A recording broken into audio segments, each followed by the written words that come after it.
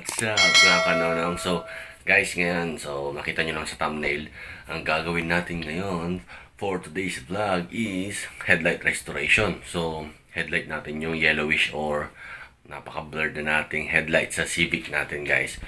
So gagawin natin yun ngayong araw to, at gaya ng nakita nyo, hindi to clickbait. Worth 100 pesos lang headlight restoration, guys, ang gagawin natin ngayon.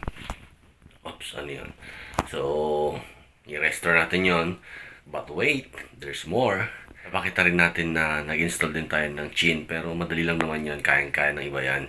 Papakita lang natin sa video natin. At the same time, yung DIY mesh grill natin para sa mga budget friendly lang na gustong maging mesh grill yung stock grill ninyo sa Civic SIR body. Nandito rin yun sa video na to. So abangan yun, guys. Simulan na natin in 3, 2, 1. Wow! So for today, i-install natin yung chin ng SIR natin. So ganito lang yan. Roll nyo lang to. And lapit na dito. And then 1, 2, 3.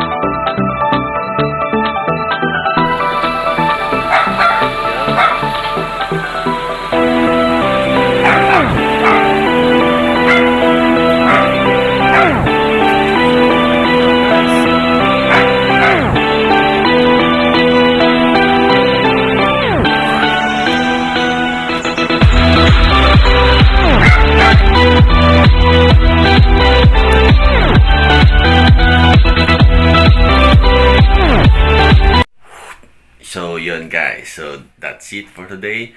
So I hope may natutunan kayo at nagustuhan niyo yung video natin. At kung natulungan kayo ng video na to para sa headlight restoration natin, please press the subscribe button at notification bell para lagi kayong updated at alaman ng mga bago nating tipid tips, especially sa mga DIY natin na magugustuhan nyo. So thank you guys, thank you for watching, till next time.